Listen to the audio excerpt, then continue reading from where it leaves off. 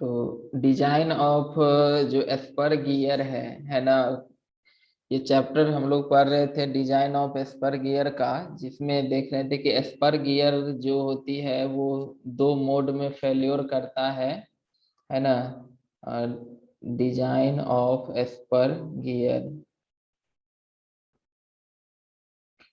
तो इसमें ये एस्पर गियर दो मोड में फेल करता है। एक हमारा जो कि टूथ ब्रेकेज, जो कि एक बेंडिंग के थ्रू है ना, कि गियर का जो टूथ है वो एज ए एक बीम की तरह, कैंटिलीवर बीम की तरह बिहेव करता है, और वो उसके में बेंडिंग मोमेंट डेवलप करती है, जिस कारण से उसमें बेंडिंग स्ट्रेस डेवलप करता है ना। और ये बेंडिंग स्ट्रेस का वैल्यू अगर परमिसिबल से एक्सीड करती है तो फिर वो टूथ का बेंडिंग हो जाता है या फिर उसकी ब्रेकेज हो जाती है, जिसको हम लोग लास्ट क्लास में बाय लुईस इक्वेशन के थ्रू जो है डिजाइन किए थे, on the basis of bending strength. ठीक है। एक सेकेंड टाइप का जो फेल्योर है वो एस्पर गियर का, वो है उसका टूथ वियर। टूथ वियर मतलब ये हो गया कि जो गियर का जो दो मैटिंग गियर होता है, जैसे कि ये एक मैटिंग गियर है ना। और इसमें एक दूसरा इसका यहाँ पर एक मैटिंग गियर है। दोनों, ये दोनों जब एक दूसरे पर ये पावर को क्या कर रहा है, ट्रांसमिट कर रहा है ना। तो जब ये एक टूथ मैटिंग गियर का दोनों टूथ जो है एक दूसरे के कांटेक्ट में आती है, तो यहाँ पर एक रबिंग एक्शन होता है। ठीक है। रबिंग एक्शन के कारण जो है यहाँ पर कहें, ऐसे कहें तो अगर ये ड्राइवर गियर है ना, और एक हमारा पिनियन है जिसको हम लोग ड्रिवन कहते हैं। तो एक ड्राइवर गियर और एक ड्रिवन पिनियन है। तो एक ड्राइवर गियर जो होता है वो इस पिनियन के ऊपर, जो पिनियन का टूथ है इसके सरफेस के ऊपर एक तरह से क्या लगाता है, कॉम्प्रेसिव फोर्स लगाता है ना। क्योंकि ड्राइवर गियर में तो इंजन से पावर आ रहा है और इस गियर के टूथ पे इंजन से पावर आ रहा है, और ये टूथ जो इसमें ड्रिवेन है मेसिंग गियर जो है पिनियन, उसके ऊपर ये कॉम्प्रेसिव फोर्स लगा रहा है, तब जा करके ये टूथ भी ये रोटेट कर रहा है। तो यहाँ पर जो एक तरह का फेल्योर जो पॉसिबल होता है, यहाँ पर जो एक सबसे पॉपुलर फेल्योर है इसका, जो रबिंग के कारण एज ए सरफेस एक दूसरे के ऊपर कॉम्प्रेसिव लगा रहा है, इस तरह के फेल्योर को हम लोग कहते हैं पीटिंग फेल्योर। ठीक है। तो पीटिंग फेल्योर था, पीटिंग क्या है, तो ये एक सरफेस फटिग फेल्योर है। पीटिंग क्या है, तो एक सरफेस फटिग फेल्योर है। कि मतलब कि जब हमारा इसके द्वारा जो ड्राइवर गियर है, गियर के द्वारा उसके पिनियन के ऊपर जब यहाँ पर जो स्ट्रेस है, वो अगर उसके सरफेस इंडोरेंस लिमिट, मतलब एक टर्म होता है क्या चीज, सरफेस इंडोरेंस लिमिट। ठीक है। ये ये जो है तो जनरली पिनियन में ही होता है ऐसा। तो पिनियन चूंकि कमजोर होता है गियर से, जनरली, ऐसा हम हमेशा नहीं कह सकते हैं, लेकिन जनरली केस में पिनियन जो होती है वो गियर से वीकर होता है, तो फेल्योर का चांस पिनियन का ही ज्यादा होता है।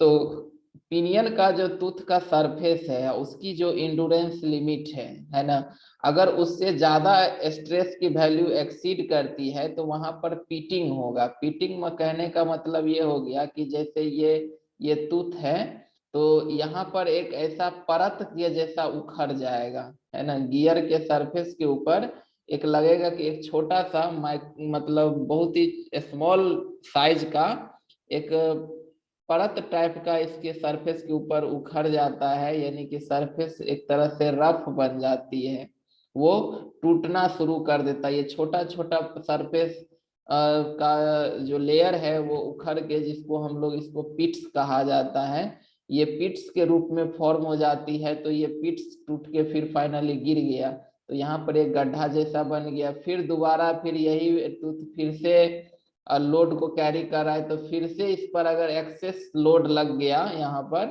तो फिर यहाँ पर एक अनदर पिट्स डेवलप करेगा, और इस तरह से पिट्स लेयर बाय लेयर वो लगातार वियर करते चला जाएगा। तो इस तरह के फेल्योर को पीटिंग फेल्योर कहते हैं, जो कि एक सरफेस फटिग फेल्योर है ना।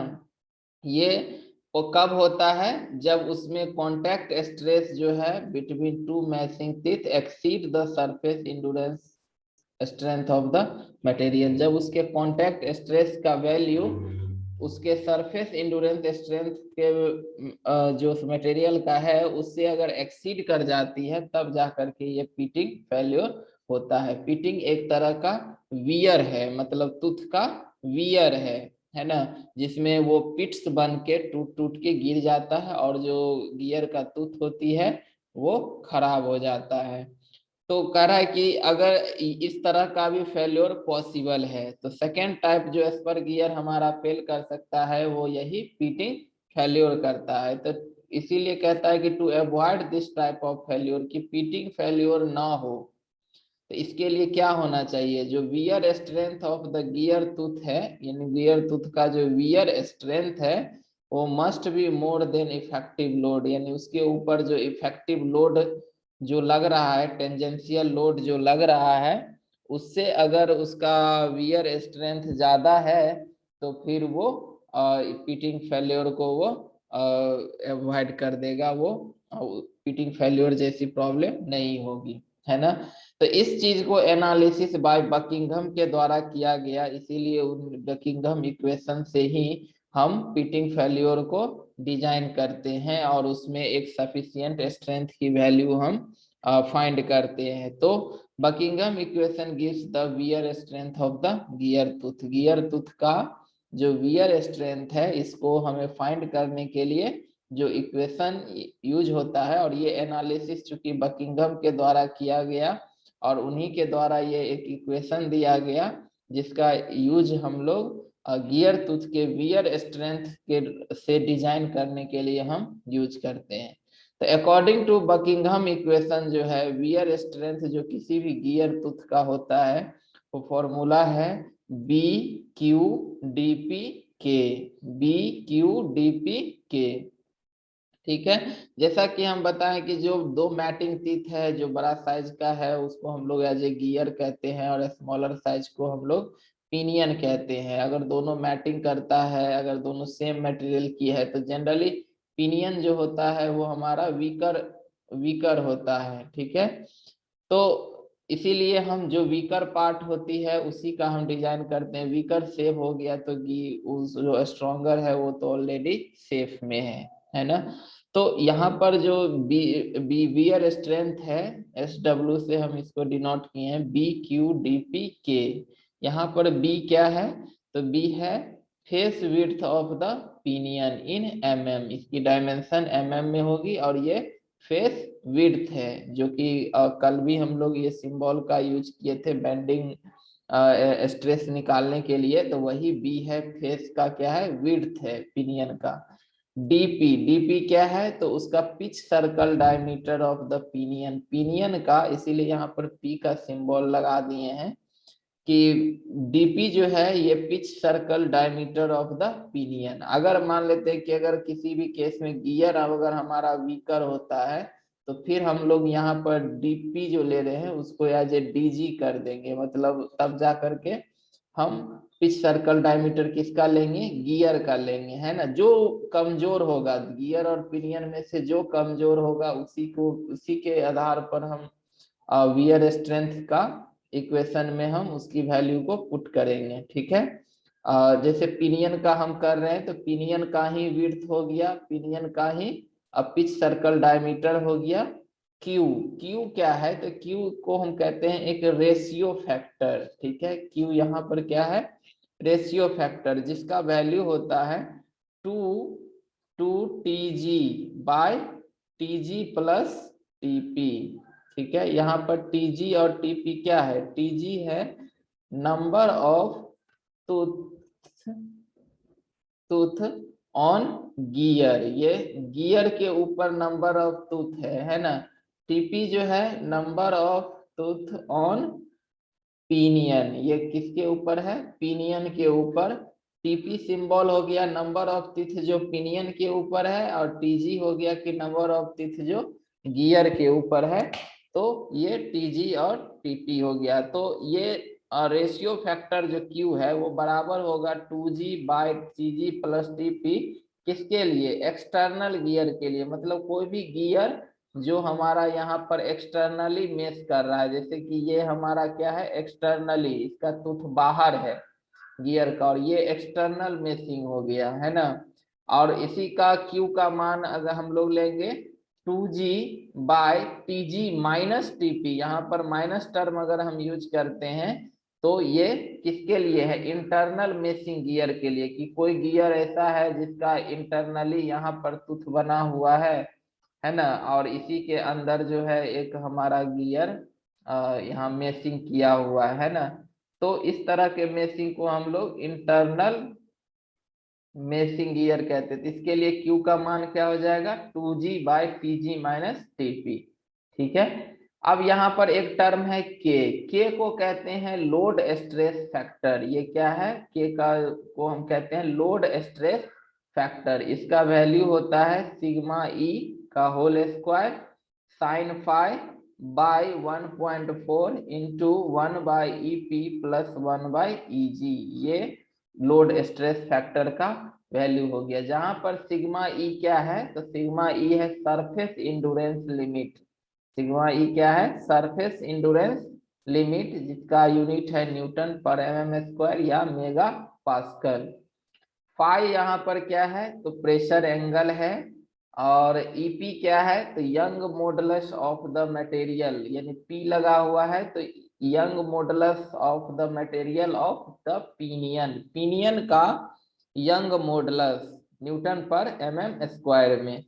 ईजी क्या है? तो young modulus for the material of gear, ये गियर मटेरियल का यंग मॉडुलस है ईजी, ये भी न्यूटन पर mm²। तो हम लोग क्या करेंगे कि यहाँ पर सरफेस इंडोरेंस लिमिट दिया हुआ रहेगा, प्रेशर एंगल लेंगे, और ईपी जो यंग मॉडुलस पिनियन का है और ईजी जो यंग मॉडुलस गियर का है, इससे हम लोग लोड स्ट्रेस फैक्टर की मान निकालेंगे। रेशियो फैक्टर Q जो है वो देख लेंगे कि हमारा मेशिंग एक्सटर्नल गियर का है या इंटरनल गियर का है, और जो भी इसमें मेशिंग हो उसमें नंबर ऑफ टीथ TG कितना है, और TP जो number of teeth on pinion है वो कितना है, Q निकल जाएगा। DP पिनियन का पिच सर्कल डाया हो गया, B face width of the pinion हो गया। तो इस तरह से हम सारा वैल्यू को जब हम फाइंड कर लेते हैं तो यहाँ से हमें क्या निकल जाता है? वियर स्ट्रेंथ निकल जाता है। और ये वियर स्ट्रेंथ को हम कंपैरिजन कर लेते हैं कि ये वियर स्ट्रेंथ जो है वो जो हमारा इफेक्टिव लोड है ना, उससे अगर ये हायर है तो इसका मतलब जो है वो सेफ है। अगर SW जो वियर स्ट्रेंथ है वो इफेक्टिव लोड से लोअर हो गया तो ये फेल्योर माना जाता है। ठीक है। तो इस तरह से हम बकिंघम इक्वेशन के थ्रू जो है हम वियर स्ट्रेंथ की मान निकालते हैं। इन स्पेशल केस की, जैसे लोड स्ट्रेस फैक्टर जो होता है कि अगर गियर हमारा बना हुआ है स्टील का और अगर 20 डिग्री प्रेशर एंगल होती है और BHN उसका क्या है? Brinell hardness number. चूंकि यहाँ पर वियर स्ट्रेंथ हम निकाल रहे हैं तो यहाँ हार्डनेस का रोल होगा। कोई भी गियर या पिनियन जितना हार्ड होगा उसकी वियरिंग कैपेसिटी उतना ही लोअर होगा, वो कम वियर करेगा, एवरेजन कम होगा, पीटिंग कम होगा, है ना। तो ब्रिनल हार्डनेस नंबर हायर होना चाहिए। तो अगर कोई गियर है जो स्टील का बना हुआ है और उसकी 20 डिग्री प्रेशर एंगल होता है, तब जा करके यहाँ पर लोड स्ट्रेस फैक्टर जो है K का वैल्यू वो बराबर हम लोग याद रखते हैं, K बराबर 0.16 BHN बाय 100 का होल स्क्वायर। BHN क्या है? तो ब्रिनल हार्डनेस नंबर है, जो कि जनरली या तो हम डिजाइन डाटा टेबल से निकाल लेते हैं या फिर हमें दिया हुआ रहता है कि ब्रिनल हार्डनेस नंबर उस स्टील का कितना है। तो उससे भी हम यहाँ पर K का वैल्यू फाइंड करके और बाय बकिंघम इक्वेशन जो वियर स्ट्रेंथ है BQDP यहाँ से हम वियर स्ट्रेंथ की मान निकाल सकते हैं। ठीक है। अब हमको यहाँ पर अब जो हम इस तरह से हम तो डिजाइन कर लिए ऑन द बेसिस ऑफ जो बेंडिंग स्ट्रेंथ है और ऑन द बेसिस ऑफ जो वियरिंग स्ट्रेंथ है। ये दोनों के बेसिस पर स्पर का डिजाइन हो गया और इसी के आधार पर हम उसकी डायमीटर, विड्थ है ना, और जो भी डायमेंशन है वो हम फाइंड करते हैं। अब है कि effective load on gear tooth के ऊपर आखिर इफेक्टिव लोड की वैल्यू कितनी होती है। जैसे कि अभी तक हम लोग जो पढ़े थे वियर स्ट्रेंथ में, यहाँ पर जैसे ये टीथ है, ये टीथ है ना, तो यहाँ पर एक टेंजेंशियल लोड लगता था पीटी और एक रेडियल लोड पीआर है ना। तो जनरली पीआर की वैल्यू जो होती है वो लोअर होता है, वो बियरिंग के ऊपर थ्रस्ट डालता है। हमारा जो यूजफुल लोड है वो है पीटी। पीटी ही हमारा क्या है, टेंजेंशियल टेंजेंशियल लोड है गियर टीथ के ऊपर, ठीक है। तो ये पीटी जो अभी हम लोग पढ़े हैं वो एक्चुअल कंडीशन में नहीं है, मतलब हो गया कि हम बहुत सारे एजम्पशंस को मान लिए हैं तब जाकर के ये पीटी का वैल्यू हम निकाल पाए हैं।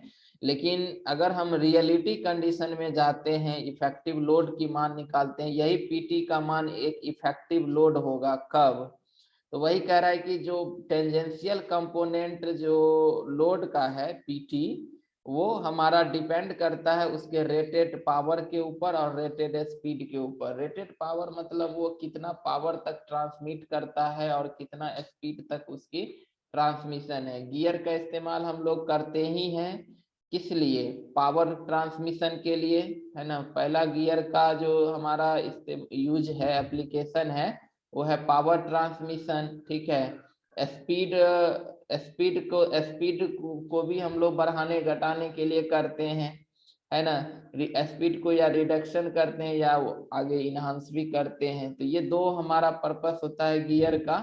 तो कहीं ना कहीं हमारा जो इफेक्टिव लोड है वो भी निर्भर करता है पावर ट्रांसमिशन और स्पीड पर। तो इसलिए टेंजेंशियल कंपोनेंट जो पीटी है वो भी डिपेंड करता है rated power and rated speed में। तो दोनों का अलग अलग हम फैक्टर लेते हैं। जैसे कि इन प्रैक्टिकली में जो हमारा जो भी दो गियर मेशिंग में होता है, वो क्या होता है कि torque developed by the source of power varies during the work of cycle. जैसे देखिए कि वर्क साइकिल में, अब जैसे मान लेते हैं कि अगर आईसी इंजन है तो आईसी इंजन में 4 स्ट्रोक होता है, सक्शन, कंप्रेशन, पावर और एग्जॉस्ट स्ट्रोक होता है। तो उसमें से जो पावर स्ट्रोक होता है, जब इंजन का पावर स्ट्रोक हो रहा होता है उस समय जो है वो मैक्सिमम जो है क्या करता है, फोर्स डेवलप करता है। यहीं पर ना वो फोर्स ज्यादा डेवलप करता है, किस में, पावर स्ट्रोक में। बाकी सक्शन, कंप्रेशन और जो भी एग्जॉस्ट स्ट्रोक है उसमें हमारा जो टॉर्क है वो कम जनरेट करता है ना। ये सब पढ़े भी होंगे कि इसका हम लोग साइकिल अगर बनाते हैं तो सक्शन एक तरह का हमारा निगेटिव, मतलब ये सक्शन एक निगेटिव पावर है ना। और फिर उसी में एक कंप्रेशन भी एक निगेटिव पावर ही है, लेकिन एक जो एक्सपेंशन प्रोसेस है यानी पावर स्ट्रोक वो एक पॉजिटिव पावर है, और फिर एग्जॉस्ट भी एक तरह का निगेटिव पावर है। तो ये सब वैल्यू स्मॉल है। तो टॉर्क का वैल्यू यहाँ पर ये बाकी 3 स्ट्रोक में लोअर होगा और ये पावर स्ट्रोक में टॉर्क की वैल्यू क्या होगी, हाई होगी। यहाँ पर कहने का मतलब ये है कि इंजन का पावर में जो टॉर्क हमारा जनरेट हो रहा है वो हमारा यूनिफॉर्म नहीं है, ठीक है। वो चारों स्ट्रोक में एक जैसा टॉर्क नहीं दे रहा है ना। इसको कैलकुलेशन के लिए हम लोग एक मीन टॉर्क से हम लोग कैलकुलेट करते हैं, है ना। या फिर इसी टॉर्क फ्लक्चुएशन के लिए हम लोग फ्लाई व्हील का इस्तेमाल करते हैं, ताकि जो है हमारा जो भी बाकी एलिमेंट्स है वो इस तरह के टॉर्क फ्लक्चुएशन को से वो बच सके, है ना। लेकिन गियर भी तो इसी इंजन के शाफ्ट से जुड़ा हुआ है, तो इंजन शाफ्ट पे जैसा पावर आएगा वैसा ही पावर गियर पे भी जाएगा। तो यहाँ पर अगर टॉर्क का वेरिएशन है हर स्ट्रोक में, तो फिर गियर के टूथ के सरफेस के ऊपर भी लोड का क्या होगा, वेरिएशन होगा। कभी उस पर मैक्सिमम लोड एक समय होगा जब उस पर मैक्सिमम लोड लगेगा, और एक समय ऐसा होगा जब उसमें एकदम मिनिमम लोड लगेगा यानी जीरो लग जाएगा। तो अब ऐसे तो फाइंड करना थोड़ा डिफिकल्ट है कि एक्चुअल में ये कितना लगेगा, लेकिन जब भी हम डिजाइन करेंगे तो हम मैक्सिमम फोर्स को ही लेके डिजाइन करते हैं, ताकि मीन वैल्यू पे डिजाइन नहीं करेंगे। मीन वैल्यू तो एक बीच वाला वैल्यू हो गया, और हमें जो टूथ का डिजाइन करना है वो मैक्सिमम फोर्स पे, कि मैक्सिमम फोर्स टूथ पे कितना लग सकता है। ठीक है, तो इसी चीज को हम कंसीडर करने के लिए जो टेंजेंशियल लोड है उसमें एक हम लोग फैक्टर को कंसीडर करते हैं, जो उसका सर्विस फैक्टर कहलाता है। तो पूछेगा कि सर्विस फैक्टर क्या है, तो हम लोग कहेंगे कि पावर ट्रांसमिशन में जो इंजन का पावर है वो फ्लक्चुएट करता है, मतलब टॉर्क जो है वो वैरी करता है।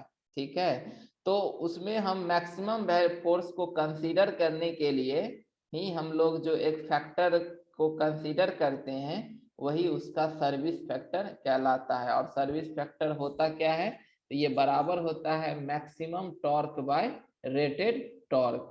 ठीक है, maximum torque bye rated torque. Rated torque एक तरह का मीन वैल्यू है, जो कि हम लोग एज अगर पीटी बोलते हैं कि ये क्या है, पीटी है। तो पीटी इंटू इसको सीएस से, सर्विस फैक्टर से गुना कर देंगे तो फिर हमको क्या निकल जाएगा, मैक्सिमम टॉर्क की मान। यहाँ पर पीटी नहीं टॉर्क लेंगे। ठीक है, अगर यहाँ पर पीटी लोड लेंगे तो यहाँ पर मैक्सिमम लोड हो जाएगा। ठीक है, तो ये हो गया।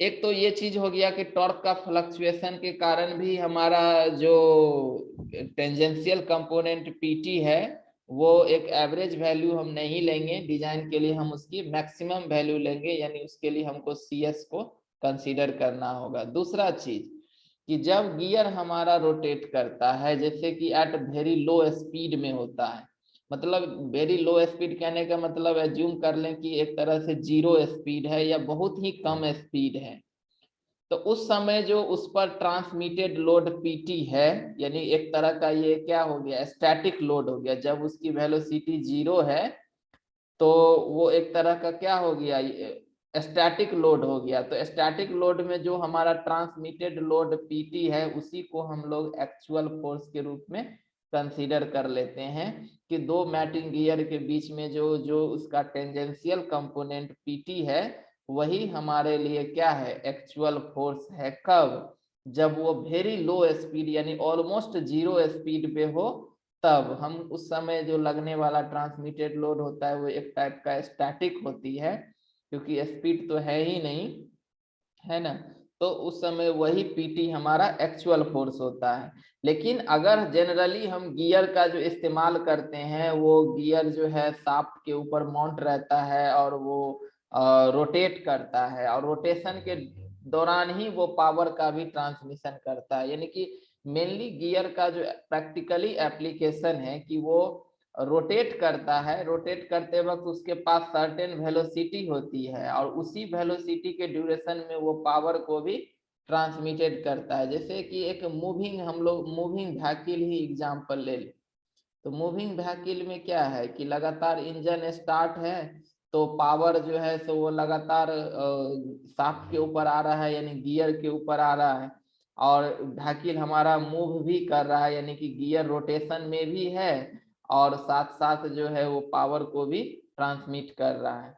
तो इसीलिए हम लोग यहाँ पर अब एक वेलोसिटी फैक्टर, यानी कि जो अब ये रोटेशन में है इसके पास अगर सर्टेन वेलोसिटी है तो फिर इसके ऊपर जो load tangential component of load है वो स्टैटिक नहीं रह पाएगा, बल्कि उसके ऊपर क्या लगेगा कि एक डायनामिक फोर्स लगेगा। ठीक है, तो डायनामिक फोर्स तो ये वेलोसिटी है, अब कभी वेलोसिटी ज्यादा बढ़ा देंगे, कभी कम बढ़ा देंगे, कभी इसका तो ये वेलोसिटी तो एक वेरिएबल टर्म है, ये तो कोई एक फिक्स टर्म तो है नहीं कि हम लोग एक वैल्यू को लेकर के और उसको डिजाइन में कंसीडर कर लें। अब ये तो है कि अब स्पीड के ऊपर आ गया, तो अब गियर जो है तो लोअर स्पीड से भी जा सकता है, मीडियम स्पीड से भी जा सकता है, हाई भी हो सकता है, बहुत हाई भी हो सकता है, मतलब एक कितना वैल्यू होगा इसमें कोई फिक्स नहीं है। तो इसीलिए कहता है कि it is difficult to calculate the exact magnitude of dynamic load. अगर हम डायनामिक लोड निकालने जाएं किसी भी गियर के ऊपर तो एग्जैक्ट वैल्यू निकालना वो हमारे लिए क्या है, डिफिकल्ट है, क्योंकि इसका कोई वैल्यू फिक्स ही नहीं है, ये डायनामिक है, कब बढ़ेगा कब घटेगा, किस सिचुएशन में बढ़ेगा किस सिचुएशन में घटेगा, ये हमें मालूम नहीं है। तो अब इस चीज को दूर करने के लिए कि हम डायनामिक फोर्स को कंसीडर करने के लिए एक वेलोसिटी फैक्टर का इस्तेमाल करते हैं, जो इसको सिंबल सीवी होता है। ये सीवी जो है डेवलप्ड बाय बार्थ के द्वारा डेवलप किया गया और इसको हम लोग यूज करते हैं, ठीक है। तो ये सीवी जो होता है यानी वेलोसिटी फैक्टर, जो कि हम डायनामिक फोर्स को कंसीडर करने के लिए ये वेलोसिटी फैक्टर का इस्तेमाल करते हैं, ये बराबर होता है 3/3+v। तो 3+v जो है ये किसके लिए है, तो ऑर्डिनरी कट है ना। ऑर्डिनरी कट मतलब सिंपल सा, जैसे फॉर्म कटर टूल के द्वारा जो है हम लोग गियर को काटा हुआ है, अगर फॉर्म कटर के द्वारा काटा हुआ है या सिंपल कट है। और वेलोसिटी जो है ये भी क्या है, ये भी जो है ये पिच लाइन वेलोसिटी है। ये क्या है, पिच लाइन वेलोसिटी है, जो कि गियर और पिनियन दोनों के लिए सेम ही होता है। पिच पॉइंट पर जो वेलोसिटी होती है, गियर हो चाहे पिनियन हो, दोनों के लिए पिच लाइन वेलोसिटी क्या होती है, सेम ही होती है। और ये बराबर होता है πd/60, है ना। ये डी चाहे हम लोग डी लेंगे, अगर किसका, गियर का लेंगे तो एन भी गियर का लेना पड़ेगा, अगर हम लोग डी पिनियन का लेंगे तो एन भी पिनियन का लेना पड़ेगा। लेकिन ये भी जो है वो गियर और पिनियन दोनों के लिए सेम ही होता है पिच लाइन वेलोसिटी। तो अगर इन दैट केस की वेलोसिटी की मान, ये अगर पिच लाइन वेलोसिटी की मान 10 मीटर पर सेकेंड से लोअर है और वो गियर ऑर्डिनरी कट है, तो फिर सीवी का जो मान होगा वो 3/3+v होगा। दूसरा जो है सीवी बराबर 6/6+v, ये किसके लिए है, तो जो एक्यूरेटली कट गियर है। एक्यूरेटली कट मतलब जो हॉबिंग प्रोसेस होता है ना। मैन्युफैक्चरिंग में एक हॉबिंग प्रोसेस होती है जिसके थ्रू हम लोग गियर की कटिंग करते हैं।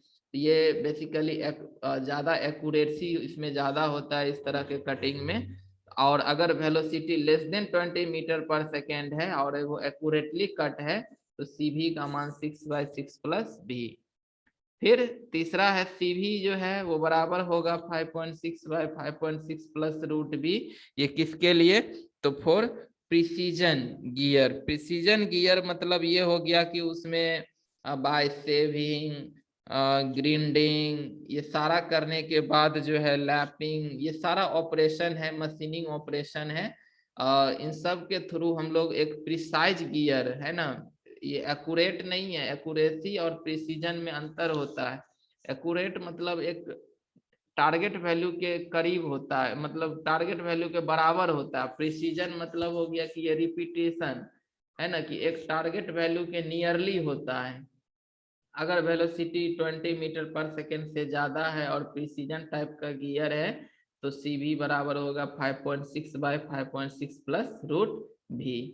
तो इस तरह से हम लोग वेलोसिटी फैक्टर अलग अलग टाइप के कटिंग गियर के लिए और अलग अलग स्पीड के लिए हम निकालते हैं, और इसके बाद फिर जा करके इफेक्टिव लोड की मान निकालते हैं। तो अब जो इफेक्टिव लोड का मान होता है, जो हमारा टेंजेंशियल कंपोनेंट ऑफ लोड है, उसको हम लोग CS से, जो सर्विस फैक्टर है, उससे मल्टीप्लाई करके CV जो है वेलोसिटी फैक्टर है, जिससे हम डिवाइड कर देते हैं। और इस तरह के कैलकुलेशन करके हम लोग यहाँ से इफेक्टिव लोड निकालते हैं, और यही इफेक्टिव लोड को हम अपने डिजाइन के लिए कंसीडर करते हैं। और ये देखते हैं कि ये इफेक्टिव लोड जो है हमारा वियर स्ट्रेंथ से ग्रेटर है या लोअर है। ग्रेटर है तो फेल हो जाएगा, अगर ये P इफेक्टिव जो है ये लेस है हमारा वियर स्ट्रेंथ से, तो फिर वो गियर का डिजाइन क्या है, सेफ है। ठीक है, हम चाहें तो इसी इफेक्टिव लोड के को हम वहां पर जो बेंडिंग स्ट्रेंथ है उसके लिए भी इस्तेमाल कर सकते हैं, कि ये बेंडिंग लोड अगर इफेक्टिव से लोड से ज्यादा है तो फिर ये सेफ है। अगर ये यही SB जो है बेंडिंग स्ट्रेंथ अगर इफेक्टिव से लोअर हो गया, तो वो गियर जो है फेल्योर कहलाता है। तो इस प्रकार एस्पर गियर दो मोड में फेल करता है। एक जो बाय बीम स्ट्रेंथ, जो बेंडिंग स्ट्रेंथ होता है, वो लुईस इक्वेशन के थ्रू हम लोग उसकी डिजाइन करते हैं, और सेकंड जो उसकी पिटिंग फेल्योर है यानी टूथ वियर है, उसको बाय बकिंघम इक्वेशन के थ्रू हम उसकी डिजाइन करते हैं। और वहां से फिर हम ये कैलकुलेट करके ये देखते हैं कि जो भी इफेक्टिव लोड है उससे हमारा स्ट्रेंथ ज्यादा है, तो अगर स्ट्रेंथ ज्यादा है तो सेफ है, अगर वो लोअर है तो फेल है। तो इस प्रकार से एस्पर गियर का डिजाइन दो मोड से के थ्रू हम लोग करते हैं।